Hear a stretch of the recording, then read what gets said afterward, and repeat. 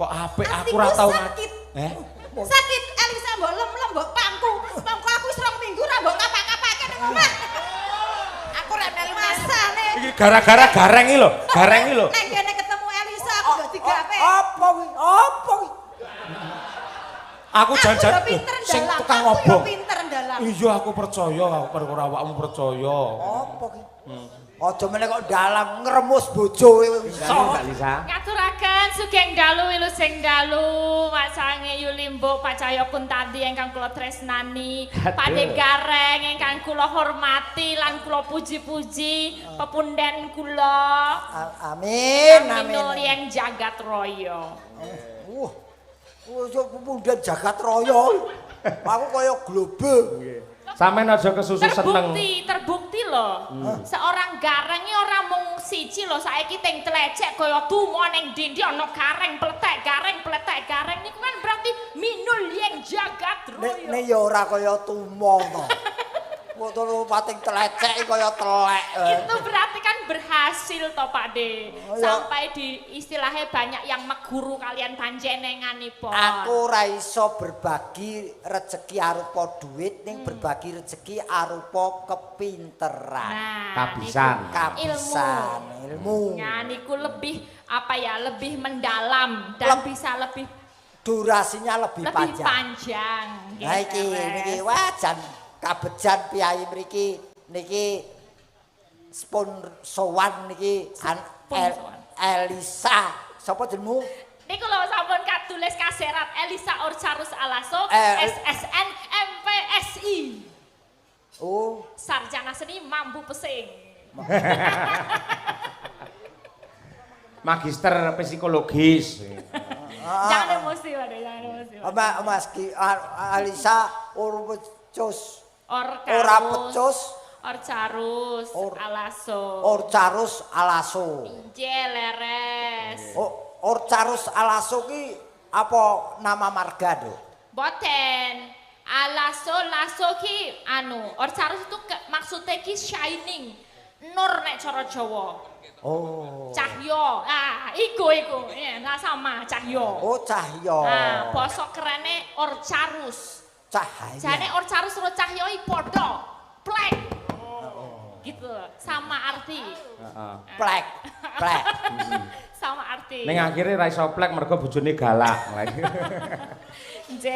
Iki esen ki kowe biyen sekolahe seni, leres Pak De, riyen wonten seni. Isi apa isi STSI? Isi Yogyakarta, jurusan pedalangan. Oh. Nggih, lan kula tapi wis isi ora STSI apa? STSI mbiyen ki Sekolah Tinggi Seni Indonesia. Terus munggah derajate dadi institut. Jare rektormu ki STSI sekolah tanpa sinau iso. Ora ngawur, tetep sinau. Lek sinau malah lebih ganda, lebih akeh. Oh ngono ya. Ning nggih. Iki kamu betul-betul mencerminkan bahwa seniman sekarang tidak bisa dipandang sebelah mata dengan adanya seorang seniwati seperti kamu. Kok ngaten? Loh, kejaba pinter, wasis dan mumpuni. Loh, wis kowe iki paket komplit. Pinter, ayu, bawaan apik, dandan besus iso diapusi. Niku sing poin penting. Kene diapusi. Ning sing baku ngeten Mbak Elisa jenengan perlu wigati menika matur kalian Bu Sri Sagotra nggih. Kalian Bu Sri, Pak Andreas Sagotra sedaya kulawarga besar Harjo Semito. Kula menika kepatah dados dalang. Sejatosipun. Bengi iki. Nggih, dalu menika kepatah dados dalang duet kalian Bapak Cahyo Kuntadi. Nggih, sampun rumiyin sanget nyuwun mendhawuhi saya sama Pak Cahyo untuk duet. Biyen. Nggih, nanging dilalah kersaning Allah.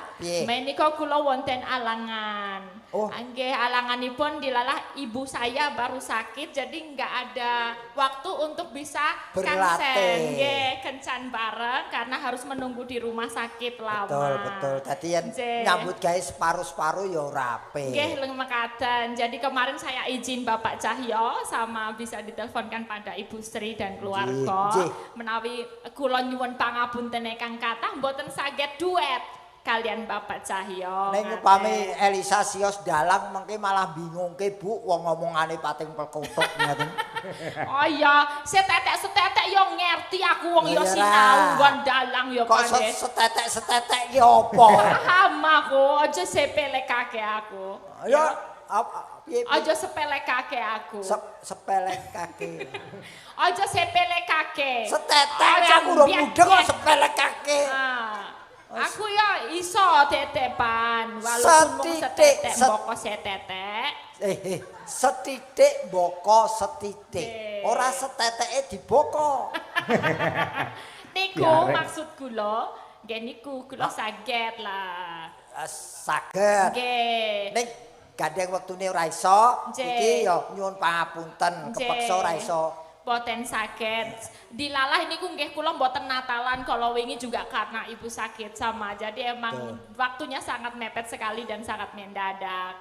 Pangapunten ingkang kathah karena yang utama walaupun kita punya pekerjaan banyak, walaupun kita menyukai seni, walaupun kita mencintai pekerjaan kita, tapi yang kita utamakan itu kasih sayang kita pada orang tua. Betul. Ya. Iki patut minangka contoh.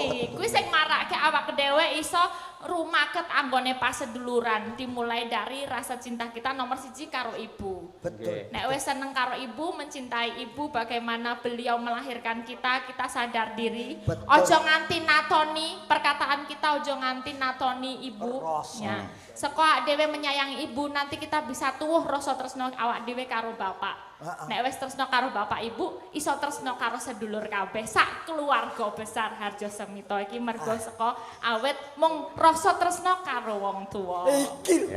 Ngono lho. Ya to. Aku kaya omongan karo Elisa iki kaya omongan karo ahli jiwa. Iya. Kok kandhane mambu pesing kuwi mau kok Padek. Iya sangat luar biasa ya mergo kebijaksanaan saking Bu Sri sak keluarga satemah panjenengane tidak mempermasalahkan Mbak Elisa. Monggo kemawon bebas mawon menawi Mbak Elisa mangke kersa mayang nggih. Syukur wadene mboten nggih mboten napa-napa. Ning ya nggih tamba napa nggih kuciwa penggali keluarga besar Bu Sri jenengan raketan sak kemperangan ya mayang rene. Oh nggih, mengke kula limbukan wonten mriku nggih mboten napa-napa kula siap. Nek saurunge limbukan jenengan nembang sik sepisan. Oh nggih, wonten pamundutan menapa?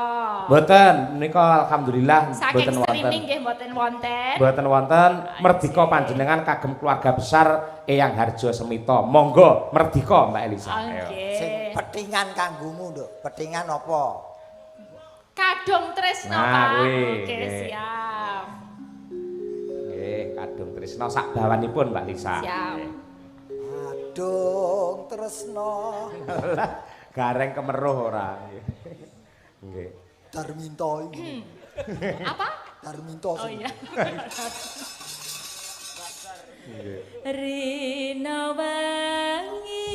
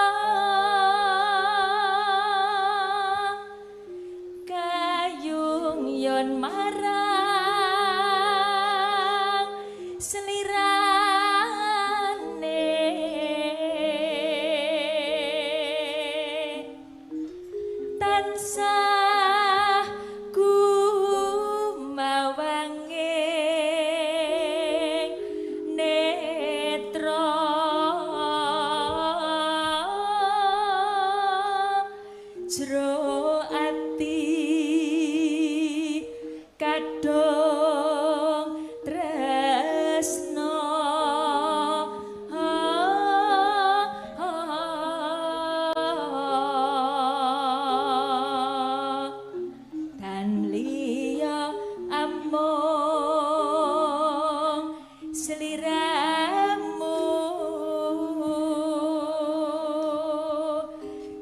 temah loro asmara.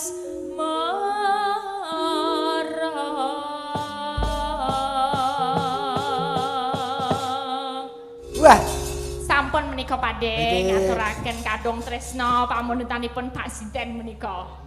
Saking kulawarga nggih. Nggih. Kadung tresna. Wah iki multi talenan apa? Talenan sing dinggo rajang-rajang iku talena. Serba bisa. Talenta Pakde. Wah, wis. Lah ben ketok serba bisane, saiki Mbak Elisa ben dalang rene. Lah kowe ngopo? Loh, aku nyimpingi ning mburine. Golek dhek lali sing ngelekne sapa lek ora aku. Aku mbok iso ya lungguh ning mburine. Lah iki intine lak ya supaya rena penggali Bu Sri sak keluarga ngono lho. Tur ya supaya piyai kene ya do pirsa sejatine pancen si Elisa ki iso dalang. Ah iya. Ora capet-capet. Ora mung apa? Sak capet-capet. Apa kuwi? Bos apa? Capet-capet. Capet-capet. Capet-capet. Kok capet-capet? Kene Mbak. Ayo. Kono. Masih ada waktu lumayan setengah jam, Mbak. Ayo kene. Setengah jam. Iki wis ana iki. Apa kaya. Iki anu sing dikersakne ngono dadi pemain spanduk ngono kae dadi ben ora kecewa. Jan. Anu tulung iki sing dalang Elisa. Kowe isah-isah ning mburi ono. Dinggelmu mlocot ki ora. Lah ku timbangane nganggur ngono lho. Aku nguyuh. Ya Mbak kene Mbak. Ayo. Nyuwun tepuk tangan yang meriah untuk Mbak Elisa Urcaro Salaso. Nggih, persembahan untuk keluarga Bu Sri. Ini Mbak maju. Tak pasangke mike. Loh, sing yo aku no asistene kok yo sampean iki enek-enek ora. Walah. Iso sila ora? Lek ora iso tak silakne. Ayo kene. Suwi ra metu lho iki Yan. Ngeling-eling aku iki. Aku tak ora nyawang kok ya. Aku tak madu prono kowe tak. Bu Kesi larepe pipis monggo lho pipise. Ayo. Gak aku ora nyawang. Ngono aku. Dadi Kesi kok ya sabar men ngono aku. Minta tolong ditali. Ngapunten nggih Bu Kesi niki enggak bisa nali sendiri saya. Jadi harus ditali. Oh, kowe upama bojoku. Iki aku sing ngono lho karo bojoku wis diparut mesti wis. Kuwi lek bojoku ki sabar darono kok piyayene. Sabar apa bojoku nyawang ngono wis mekrok. Iki Bu, iki lho si Elisa iki lho bare tak sawang komburi ngono kok ya ngen gulumburi wah jan. Anu aja kendo, aja kekencengen ya. Sing pas wae aja kendo, aja kekendonen, aja kekencengen. Kendo ora marahin teratap wah jan sengele le apik. Aja kenceng-kenceng ya. Aja kekencengen, aja kendo-kendo. Nggih. Ngene pas ya. Iki cempolone, iya. Cempolo. Semene cempolone. Oh ya, penak iki. Pak, penak ya? Iya. Ya. Nyuwun sewu Pak Cahyo. Dalem. Ana boto dirubung semut. Cakep. Sesuk-esuk Pak Cahyo awas tak sampluk parut. Tak dukung. Saya ini kurang kenceng ya. Rumangsa Semut, rasane manis. Cakep. Nadyan kok sampluk parut mesti tak tangkis. Leleh. Ana boto digecek-gecek. Cakep. Besok Pak Cahyo digecek-gecek. Nggih. Ya iki. Monggo, yo. Ya gandeng awak dhewe dadi limbuk cange. Iya, Mak. Iki kok kurang kenceng ya, Pak. Aku nek kurang kenceng Anu dipaku. Sik, sebentar sayang, sebentar. Ini harus dikencengin dikit. Iki pancen Elisa golek perkara. Ya kabeh ki sing penak kan. Kalau nggak enak tuh bilang gitu. Wah, iki Kesi wis anu wae nganggo anu apa jenenge? Napa? Miki. Kesi wis. Kesi wis brebes Elisa. kabeh lho iki. Elisa. Oh, beda cagake beda. Do Elisa Cahayu. Nggih, Bu. Elingo karo Bu Kesi. Awakmu teko kene dadi bintang tamu sejak Bu Kesi lho. Iki Bu Kesi leres Wis ndika dawuh. wis pas, Mbak Elisa, pas. Pon pandan iki pas niki. Nah, Elisa. nek kenceng gini enak. Elisa ora iman-iman kowe Cahyo ki wis expired lho. Pade, iki ning kene aku dalang ya. Purba Waseso manut aku. Oh, wis dadi dalang ya iki kok tak. Lah iya no. Saiki kareng diam dulu. Oh iya. Ini limbuk cangik mau ngomong. Oh ya iki. Nduk, iya, Mak. Iki awak dhewe sak loron dadi nyuli. Dadi limbuk karo cangik. Iya, bungah tanpa upama ya, Mak. Iya. Ketiban sampur jane mono awak dhewe kon duet karo Ki Dalang Cahya Kuntadi. Ora dadi ngopo, Mak. Ning saiki awak dhewe nyuli raketang mung sedhela. Enake kepiye? Kaya burung ya. Hah? Ya wis apik terus. Aja gagas penonton. Penonton sok cangkeme elek. Heeh, seneng kaya ketiban apa Mbak Elisa? Hah? Seneng kaya ketiban apa mau? Ora krungu aku. Kaya ketiban apa sampur? Oh, sampur. Ya. Ketiban sampur. Awak dhewe kanugrahan iso lungguh ana ning bantale Ki Cahya Kuntadi kene. Wong lungguhe aku ora apa-apa lho kowe iki. Rasane piye nduk anget, Mak? Penak apa ora penak bul bantale empuk. Iki penak awak dhewe kepe lha yo awak dhewe tugas dadi dalang berarti matah bintang tamu gareng karo Cahya Kuntadi. Kingko iso rebutan karo Tatin. Ki dhewe ngongkon Tatin ben maju, soale ket mau ngombe ya Mak. Iya. Ayo Tin maju Tin iki wayahe maju diwehi lagu apa ta apa? Apa ya lagune manut karo kanca-kanca madang karo. Ora ana lagu kok judule manut. Oh iya, berarti nyaran apa no? Oh iya. Oh aku ngerti. Apa? Lagune nek Madangkara biasane panas-panas sikile mlentung. Apa kuwi? Kae lho Medion kae lho. Oh. Apa kae? Panas-panas mlaku. Ah, panas-panas. Sing mlentungi awakmu tak plentungi ora. Panas-panas mlaku, Mak. Ya nyun panas-panas mlaku kanca-kanca. Mbak Tatin, siap-siap maju ke depan.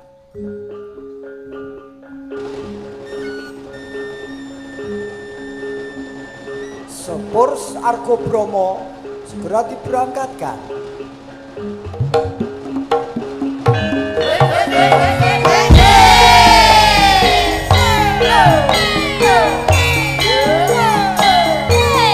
Tapi numpak sepur ya, Mak. Iya ndak numpak sepur. Akeh usung mudik iki.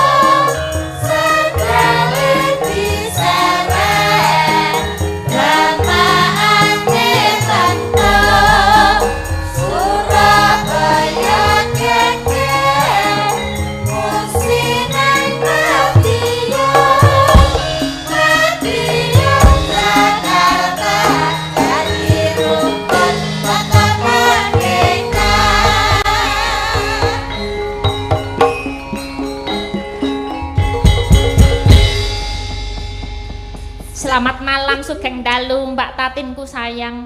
Sugeng Dalu Mbak Elisa Orcarus Alasu. Mak Cangik ngono wae. Mbak Limbo Mbak Cangik. Gimana kabarnya Wilujeng? Alhamdulillah sehat. Sehat. Waras toh? Ya waras, masa ya ora waras. Oh iya. Rene mau numpak apa? Numpak kendaraan. Numpak apa kendaraan? Mangkat jam piro? Mangkat jam 7. Oh, nah. Ngono kuwi. Apa? Nah. Pak De iki ngertos mboten kula wau ngomong napa kalian Mbak Tatin? Kowe ditakoni budalmu karo sapa? Lho. Oh niki mau. Budalmu rene karo sapa? Oh, aku karo bojoku. Bojomu nah. Bojomu nah. Bojoku Lho ta, beda Pak De, cobi Pak De nek jenengan sik tanyain. Bojomu isih enak. Wih lho, ngono kok ya ora krungu to? Lah, Kula kurang meneh ming bojomu. Lah iya kuwi bojomu ki sik tegese sik berjalan normal ngono lho. Maksudnya niku ta? Heeh. Ya jek normal Mbak Dalam. Oh ya syukur. Jare mobilmu lho. Heh? Jare mobilmu lho. Apa Pak De? Jare mobilmu Mobilmu wis lunas. Oh. Oh saiki bahasa Pak De yo ngerti ta? Dadi mobilmu ki tau kecemplung banyu, knalpotnya kena banyu. Ya lunas. Oh ya Alhamdulillah menika. Syukur. Berarti kowe mau karo bojomu numpak mobil lho. Eh? Berarti kowe mau karo bojomu numpak mobil njuk lho. Aku ora Pak De bojomu. terjemahke Pak De. Napa Pak De? Kowe ning jero mobil karo bojomu ki ngono. Ngono piye? Numpak ngono lho. Ya iya numpak wong sing nyeper bojoku lho. Lah iya, kowe karo bojomu numpak mobil. Lah kok ngono-ngono tangane maksudnya piye? Lho apa ngegas ki ora ngene. Lho nek nyeper kan ngene. Lho niki Ngegas, kapok iki ngene-ngene. membake sikile ngegas. Dadi ki karo bojomu ki ngono to. Nah, ngono lho, kok ngono ora paham lho. Aku mau ora ngono-ngono, sing ngono-ngono ming bojoku. Ngono lho. Heeh. Lah Pak De mau ngono-ngono apa ora? Ora aku padha lanange ki. Sak rombongan lanang kabeh. Maksudnya Pak De jek iso ngono-ngono apa ora? Ngono lho. Oh, ya aku ora ngono mergo sing ngono sopir. Oh berarti Pak De wis ra iso. Ya kari delok mungsuhe sapa. Mungsuhe anyar ya tak ngonoke. Pak De sing ngarahke kaya kopilot maksudnya. Kae sing marane bingung kae lho. Lah ya ngene Aku ki mau ngetes lho Pak De. Apa lara mata Mau kok mbok tes? ngetes. Ngetes, Maksudnya tuh kepekaan ngono lho. Ning kene ki kan keluarga, kabeh ki keluarga. Wes. Nek pancen keluarga sedulur ki ora sah dadak krungu komplit ki ngerti dong Wes. peka ngono lho. Aku ora melu-melu iki. Lah, Iki iki iki perange pia karo geplak ya iki. Kok piye karo geblak? Weton Yogya kabeh iki. Lah ya Mbak Elisa, kita kan Inggih. sama-sama dari Jogja ya. Iya. Kenapa bahasamu menjadi Loh, iki ngetes. Jare mono kowe mbiyen wis tau bodek. Kan tak tes meneh apa ya bodek tenan apa omong kurang peka ngono lho. Lah wong Pak Dewe langsung kedengeran langsung paham ngono. Kowe Kok Mbak Tati ora apa ngerti. kok bodek ki apa? Bodek itu nggak bisa denger itu loh temennya. Oh sing obat kae obat flu kae Bu. Kayak bodrek. Bodrek itu. Lha iki Bodek. Dek nek muni budek ki ra iso. Artine bodek. Bodek. ngono lho. oh Nggak bisa denger. Oh, Rodo bo- sudo rungon. Oh bodek. Bodek. Bodek. Budek. Heeh. Nek kita budek, nek Heeh. dia bodek. Oh ngono, ya wis dimaklumi sing penting ae dhewe ngerti tegese. Aku tetep ora ngerti tegese. Lah aku Nek ki- jan lho panjenengan kok iso ngerti? Ayo, iki bahasa ngendi jan? Aku ya mau ngarang wae kok. Tak kira iki ya Ya ngono kuwi lho jenenge seniman iki wis sing penting peka ngerti karepe ngono ya Pak De. Oh ngono. Ngono wong bola-bali wis barengan iki kudune sempak antarane aku kowe maksudnya- mudeng. Kok nganggo Waduh. Kok sih lho Pak De, iki mau muni piye? Aku karo kula Aku jenengan Elisa Rotatin. Elisa, kudu Heeh, sempak. kok kudu sempak Pak De. Sik kudu ngono kuwi Pak De karo Ki Cahya nek awak dhewe du kuwi. Lah apa? Pampers. Ora lho maksudnya Pikiranmu apa? Sempak itu apa? Sempak itu Sempak terdiri itu- dari dua suku kata, semangat dan kompak. Nah, antarane Pak De Gareng, Rocky Cahyo cetha sempak. Lah Elisa Rotatin kuwi yang kudu sempak ngono lho. Oh, Dadi kita semua harus semangat dan kompak. Kok tak kira Nah. katok cilik ya lho. Eh? Tak kira katok cilik. Oto.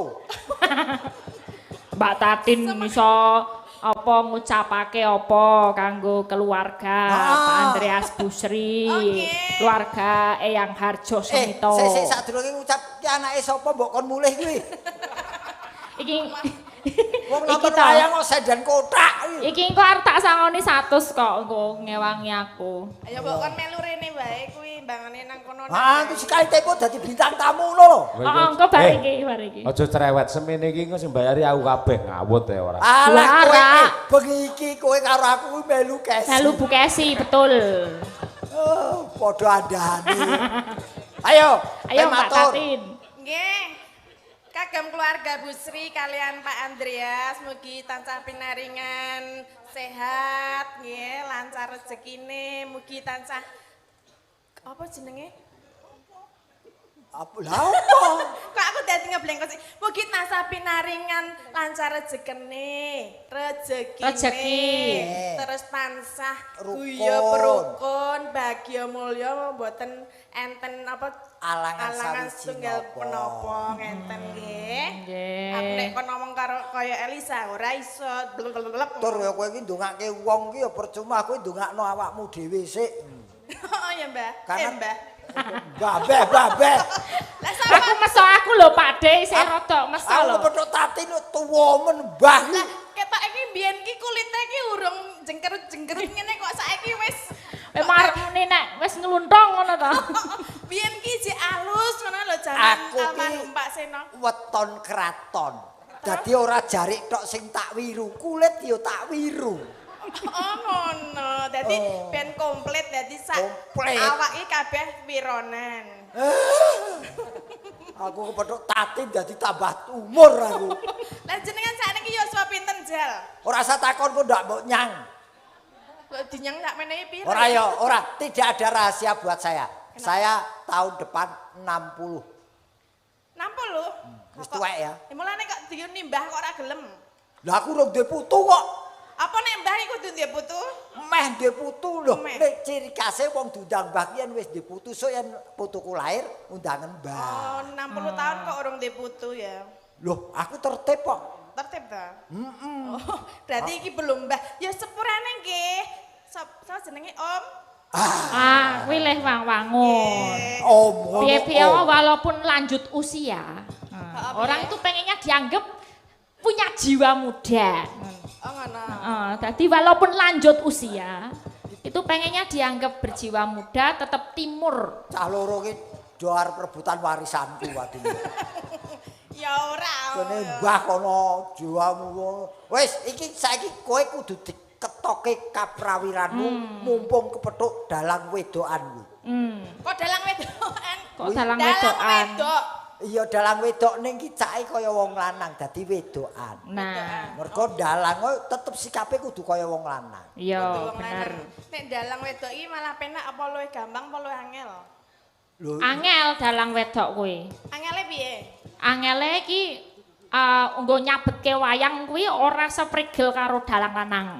Ora iso? Ora iso seprigel dalang lanang. Mergane? Mergane iki delok ya. Lho. Nah, ana sing mengganjal. Nggon arep nyabetke iki ana sing marai ganjel kuwi lho, wis sing Tapi marake nek ra keprak iso. ya jek ngono. gene ora ana sing ganjel, sok meneh nandalang dilaminating. Kaya ana dalang laminating dulu ke Wong kari fotokopian. kabeh kari anu sing carane kepiye kok terganjal oleh situasi dan kondisi. Nah ya, Iya, dicoba. Elisa luar biasa apa-apa iso lho Pak. Iso wis Dalang iso, Iso. nyanyi iso, Nyinden nyinden oke. iso, Nabuh oke. nyopet ya oke. Nyop. Iki lho kancamu dhewe lho. Iki Mbak Tatin ana spesial permintaan lho iki. Napa? Mbak Tatin kudu gandrung Pak Cahyokun tadi. Ya ana permintaan tenan. Dadi sing gandrung kudu Mbak Tatin. Pak Cahyokun tadi carane iki pasif. Nah, sing aktif sing wedok. Nah, engko sing dadi embane Pak De Gareng. Aku ora mlebu aku. Lah piye? Ditonton wong akeh dadi ban. Lah kon dadi Loh, apa? Yo. Purbawaseso ki dalang lho, Ora, aku bebas dadi- dalang arep dadi kepiye aku kok. bendahara. Oh, bendaharane buka sibuk niki nganu nggih kula nyuwun izin nggih menika. Nggih wis siap kok. Mbak Tatin gandrung Pak Cahyokun tadi. Terus lakone apa? Lakone gandeng sing wedok sing gandrung berarti Mbak Tatin dadi suminten ngono. Kun, ayo kun. Kun. Kun cengelmu iki ora.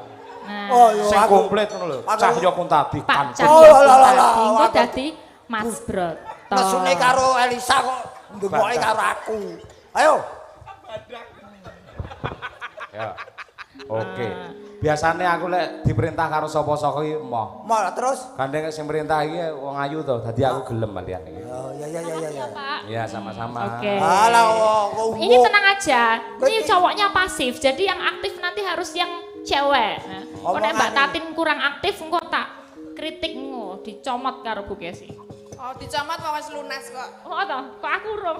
Iki piye posisi kula pripun iki? Oh, jenengan dados broto, mengke sik nganu sik ngoyak-oyak ben Mbak Tatin. Maksudnya kula linggo napa ngadeg? Oh, lah. Ya ngadeg. Nah, menika perbuatan penonton pripun Pak Cahyo menika jumeneng napa lenggahan mawon? Jumeneng nggih, Pak. Wong lanang iki kudu ngadeg. Nggih, pangapunten Pak Cahyo. Siap, Menika nggih. panjenengan Mosok wedok. nggih. Ayo. Ayo to. Yo, turuk. Ngono. Jarwing jarwo.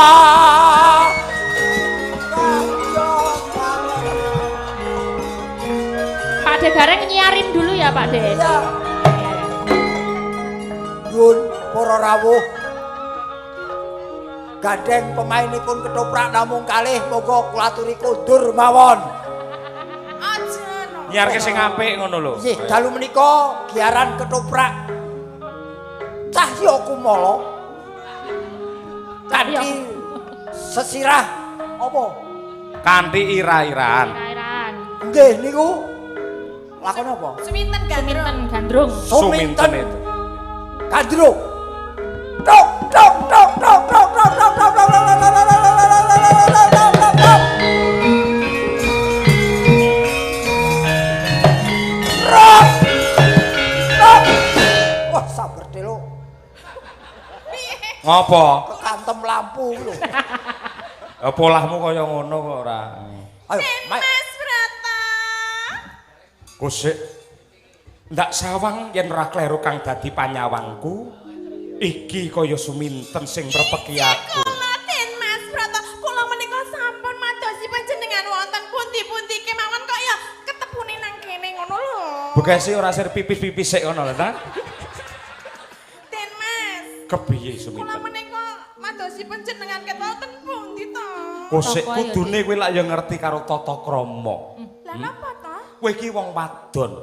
Kudune pinter ndelikake wadine. Kenapa kok kowe wani gepok singgol kelawan aku, suminten? Lah kula menika sampun kapan saestu kalian panjenengan lho Den Mas.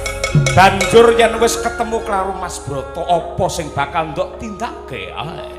Kula pengen ngomong sethithik kalian panjenengan.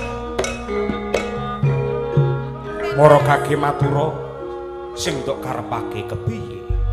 Den Mas, menika wiranipun kok mboten sae kula benake to Den Mas.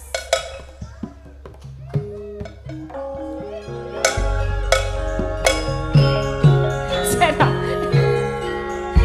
Iki ket momok totak iki ning ndi to Sing entong sapa to, sing entong? Asale ana totak.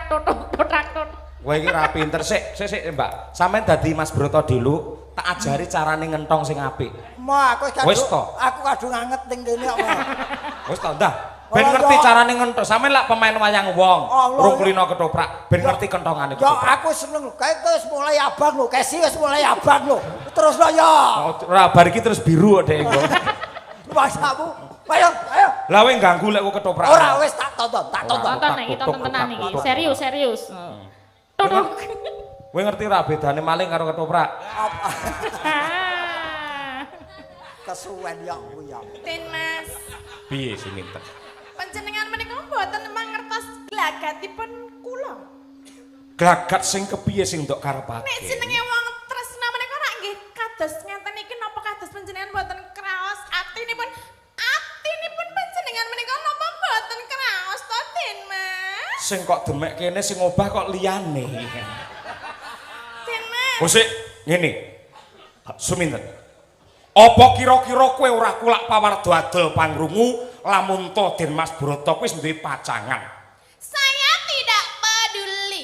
Gegantilan kemayune ora.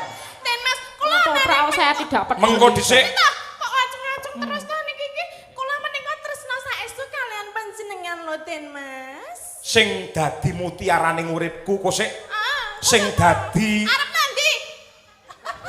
Ngene wae lho. Jar. Oh, jare kowe jane suminten apa copet bengak-bengok ora. Bosen to. Lah kula menika mbok panjenengan ora mesakake apa piye nek mung cempluk warsiah sing pinter ndongkel katresnan jati ingkang tumanem oning tumtuming jejantungku mula sing gedhe pangapuramu katresnanmu kepeksa ndak tampik pik piye sapa ndak tolak tegese sapa mau jenenge sapa mau jenenge Cempluk warsiah heeh konen rene iki kowe ora ngerti sing jenenge cempluk warsiah durung kae cempluk warsiah ya iki lah burine iki ingon-ingone aduh kowe biyangku biyang rene ta biyang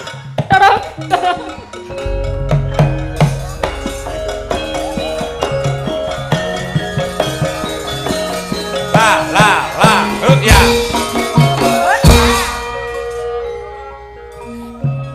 biyang Apa? biyang ngene iki lho aku ki tresna karo Den Mas Broto ning kok Den Mas Broto kaya sia-sia karo aku mbok aku njaluk tulung iki kok di apa ki jenenge dipernahke atine apa dipernahke ben Berat. seneng karo aku ngono lho aja kok nek kowe kok nolak kowe kok ki aja nganti nek Broto wi nolak kok nek nolak aku sakit kok nek aku sakit Wis omong dhewe kono. lagi Wong berat. kok berat Berat to? oh berat kowe sapa Deston tenmun. kok ana pawongan cat katon cat ora ki sapa Iki ketoprak ra metu demit. Kok kowe tega? Ora napa tresnane. Sapa jenengmu? cuwitan Suminten. Apa kowe pancen tega?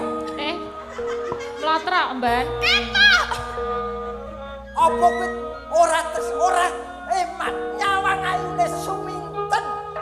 katresnan kuwi kanugrahan saka Gusti kang nyipta jagat sing menungsa ora bisa nampik sarta milih pilih aku ya mung cempluk warsiah parandene Suminten babar pisan ora ngrengga jroning batinku Oh ngono to? pancen Ngono. ya Ya wis.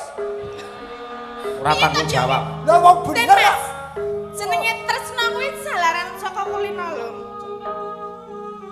tresna kuwi jalaran saka kulino bener nen kula nek apa jenengan dipun tolak jenengan bakal kualat kok kualat biyang rene ta kok dadi kowe iki ra iso iki lho iki kenapa kok dadi nganu terus iki lho lah yen kowe pancen tresna karo aku napa dadak lantaran biyong iki panjenengan ora manut karo aku kok mongko biyong iki lak ya ora tanggung jawab Lah iki biyong iki ora tanggung jawab kudune iki pinter nyimpen wadine wong wadon parandene kok kaya ngono biyang Iki lakone pembantaian apa piye? maksudnya mbak aku ditembungke ben nganti dadi ngono lho Broto. piye Welas sono anakku, Broto. welas kepiye sing tuh karepake Ora ketang namung sedina dadi bojone aja sedina 5 menit bae aku terima 5 menit yen pancen ora enak balekno. kok ngono ta oh ya iso kaya 5 ngono menit antum katresnan ngono lho Andung katresnan. ora bisa katresnan iki dudu barang lelemeran ning kuwi sifate suci ora kena kanggo dolanan Bener. aja ngono ning aku tresno tenanan kok nek jenenge nampik wong wedok engko bakal ditampik genti ngono cepet Broto. Brat. Broto. Berat berat kamu mau enggak Ah. Tampa to? ora bisa Ora ketang mung sakedheping netra toponen anakku. lho kowe iki dapuk dadi sapa jare emban kok wong tuane si Suminten Kuwi adopsi. toprak adopsi Lah wong iki boke ngono lho.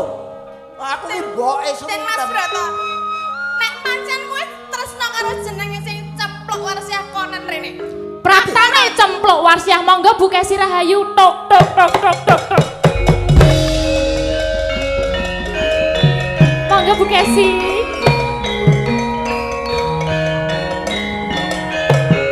Tok tok tok. Kok malah aku sing dadi cempluk. Ora iso. Iki ora. ayo Bu Oh. Oh yen karo iki aku. Bu Kesi dados cempluk nggih niki penonton nggih Aku metu saka anggota ketoprakku. Tidak bisa.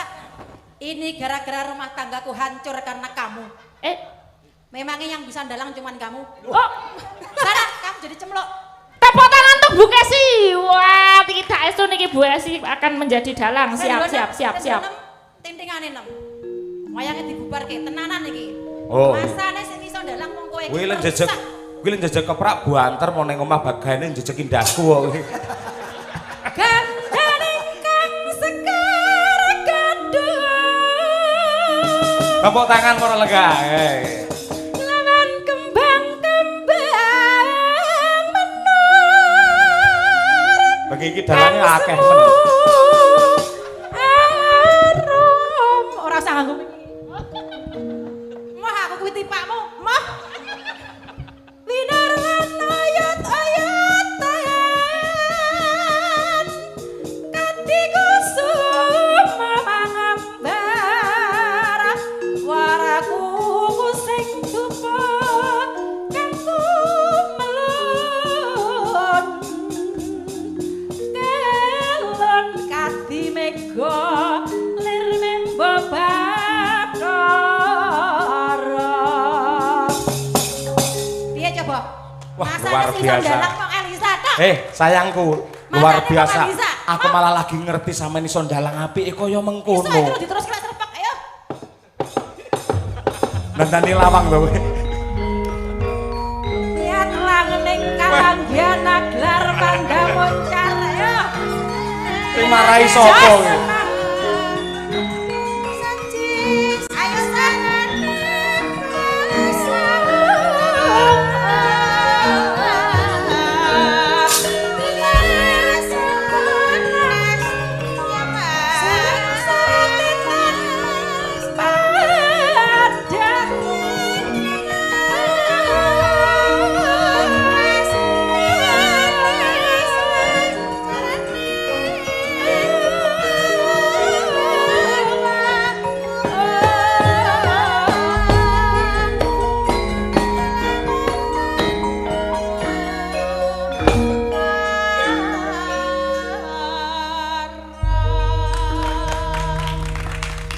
Sampean bae kaya pinter men to. Gak usah ditepoki.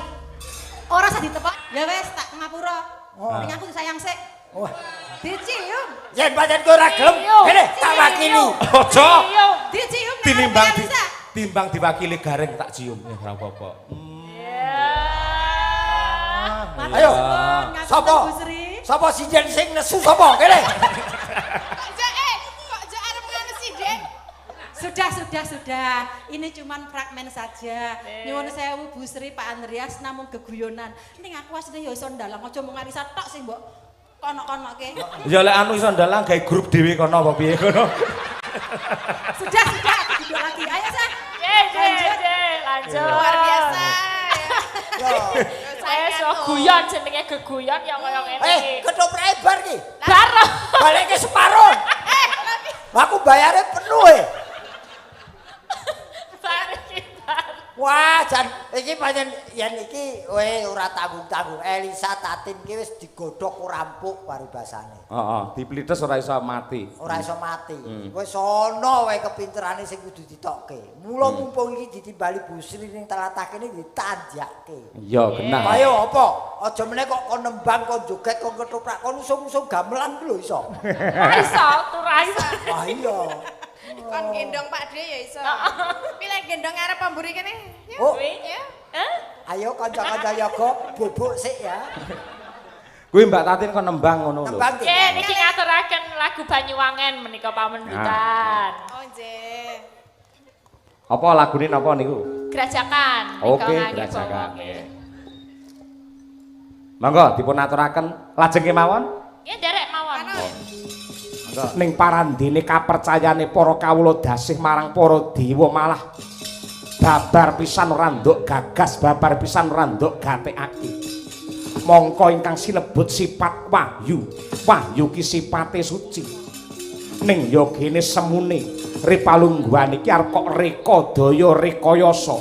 Kowe ora njejekake adil lan bebener ning mung arep mikolehake marang keluargamu dhewe. Ya ora?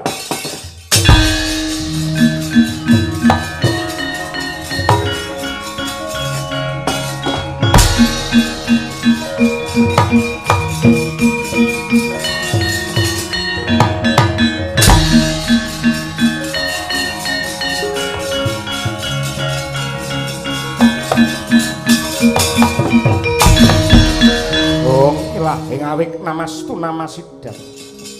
Nyolong pethek bocah iki.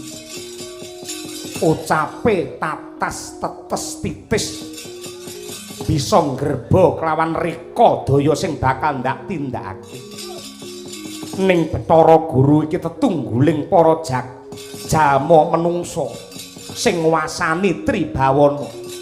Yen kowe wani kelawan ulun tega mentala kelawan dedapuramu, ndak tibani Cestri Sulamurti ora mbiar dadi lebu tak guroni batangmu.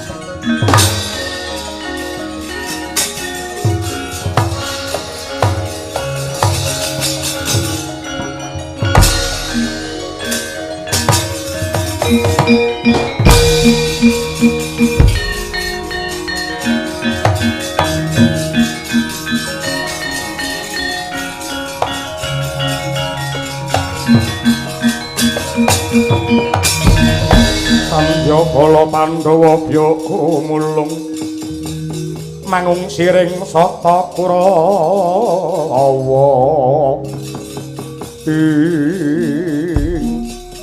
Ora nggondro sepira kowe Sang Lelana. Kowe wani kelawan dewa padha karo sulung mlebu geni. Ketiban Cestri Sula nyatane nglethak tanpa daya mati. Mati piye?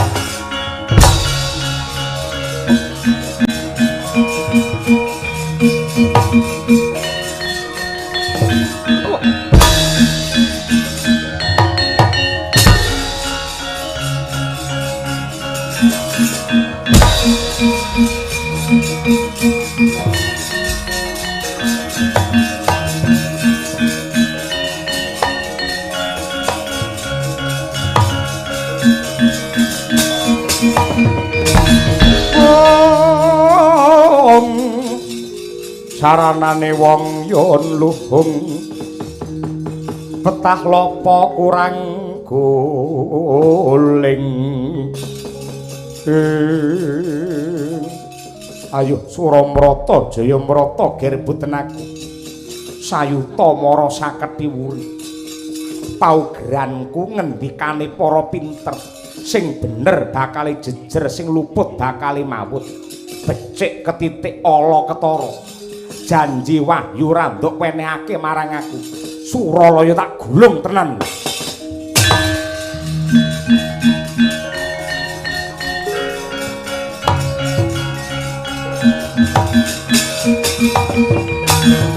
Astung para sidam sekaring bawana langgeng. Iya Sang Lelana. Ulun kepepetan budi. Sor Prabawa kelawan kaprawiran kita. Yen pancen kaya mangkono ripalungguhan iki wahyu purba kayu ndak titipake kelawan jeneng kita sing pinter lan sing pener anggenmu milih wadah.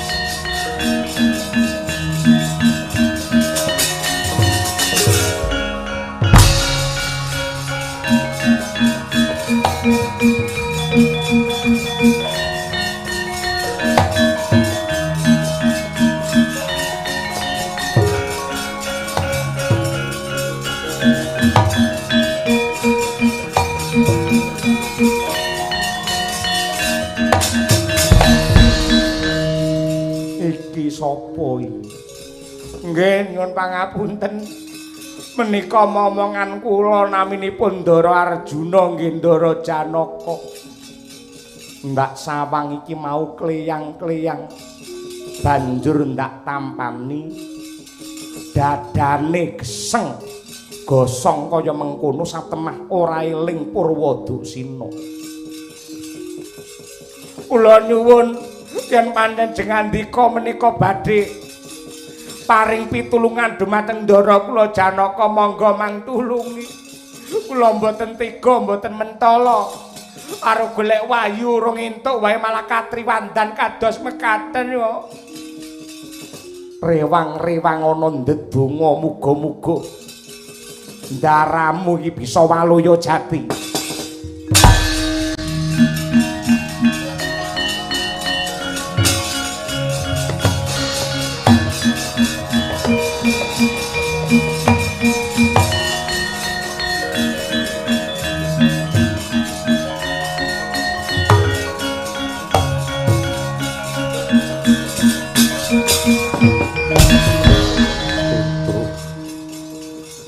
Aku wis bisa walaya. Nggih. Sapa sing ngusadani kelawan aku? Aku wis ora ngarep-arep urip iki mau. Pawongan ingkang mapan wonten wingking panjenengan menika ing dados lantaran minangka usada. Sampeyan kudu matur nuwun karo piyayi iki tak betenani.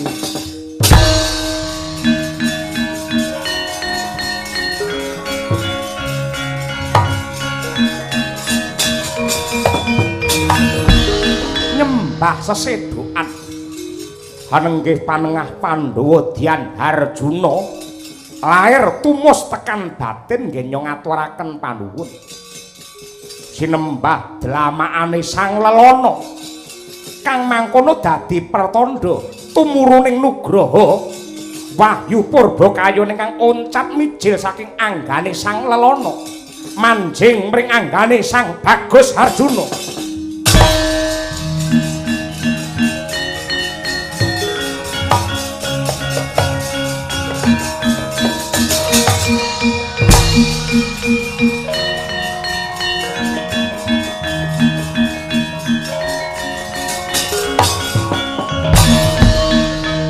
Ngaturaken panuwun ingkang tanpa upami. Iya. Yektine aku mung dadi lantaran kabeh mau anut purbane pangeran. Kalilan kula nyuwun katerangan jengandika menika sinten?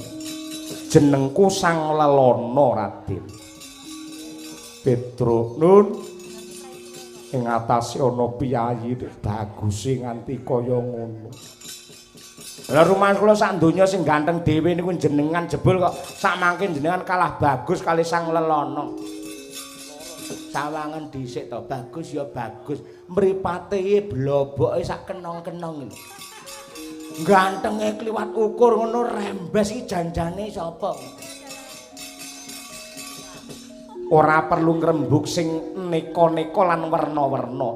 Raden Arjuna kok nemahe lelakon kaya mangkene iki mau lelakone utawa sejarahe piye? Kula tetandingan kalian Pendhita Serayan Tunggul Malaya nenggih Resi Hirawana. Satemah kula katriwandan, kula padosani.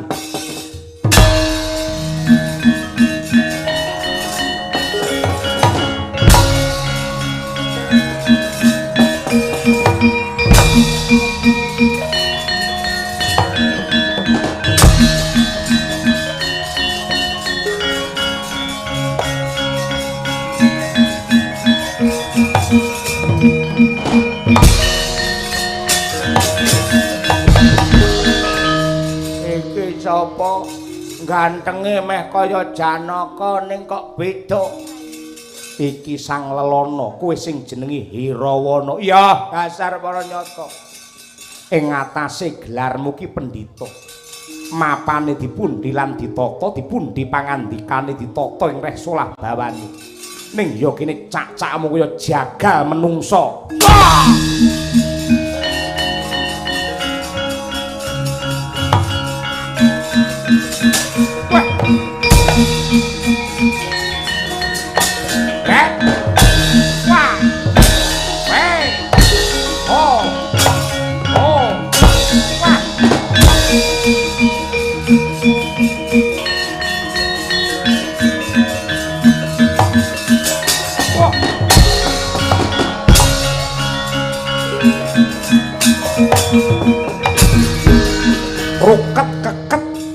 rame nggih Bandayuda.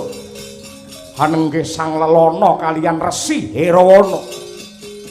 Mangkono babar sejatining wujud Batari Durga miwah Ki Semar Badranaya.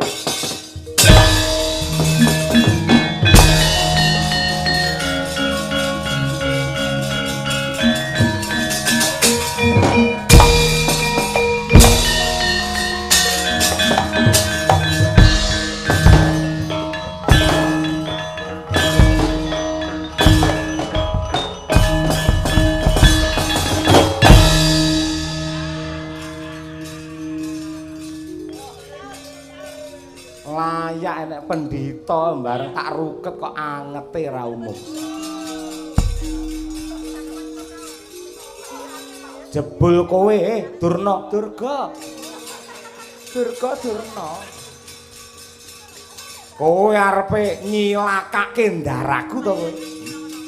Kowe arep nyilakake ndaraku Janaka.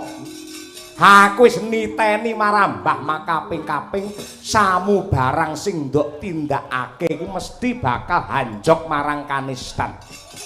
Kose Yai Semar apa kowe lali?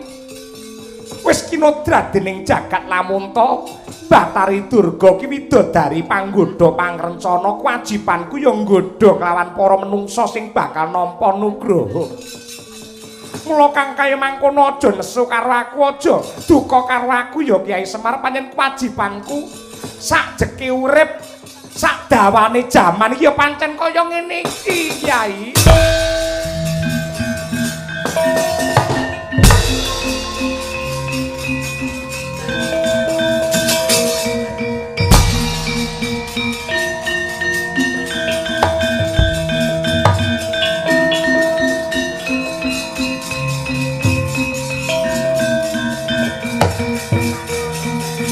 Wah.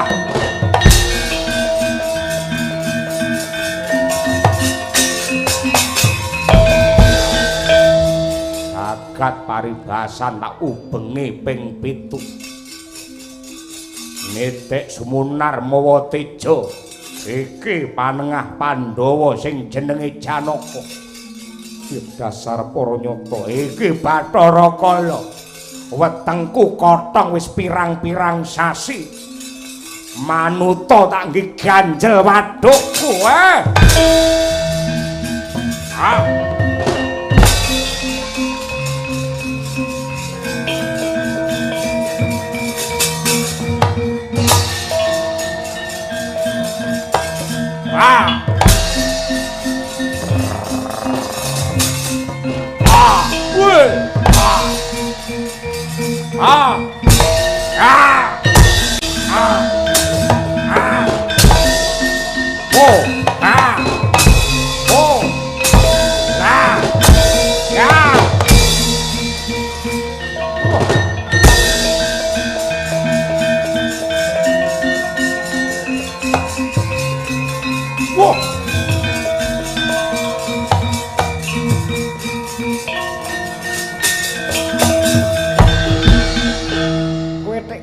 karo ndaraku kuwi perkarane apa? Wetengku luwe Kyai Semar. Mangan sapa piye? Pangan aku daging menungsa bocah Sukerta. Sing ndok anggep bocah Sukerta sapa? Janaka ki perangane Pandhawa. Mongko Pandhawa ki manut pranatan, manut pepakem kuwi bocah Sukerta. Wis sak trepe lamun to dadi pangane Bathara Kala. Kowe tak kandhani. Momong aku ki dudu Pandhawa nanging Pandhawa. Yen Pandhawa ki pancen bocah 5 lanang kabeh, ning yen Pandhawa ki beda.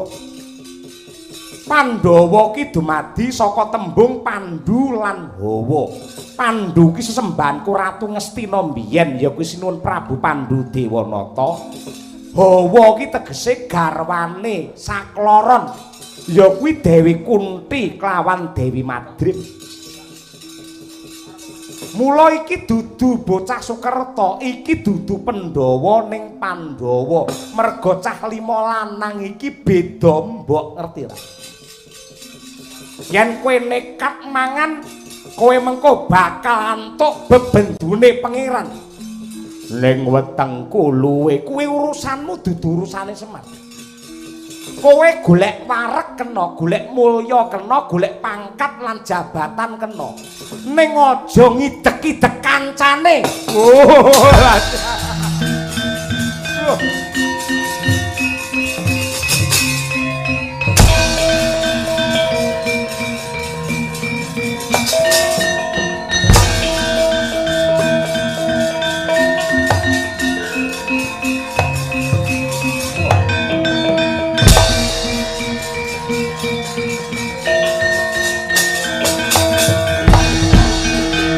Lagi jedul. Aku ya lagi jedul. Lagi padha jedule yo. Jare adikmu entuk wahyu purba kayun. Yo dasar para nyata. Aku ora trima, aku ora ngirim ning kowe. Setan alas, tak jaluk purba kayun. Yo. Oh. Ah! Wah! Ah!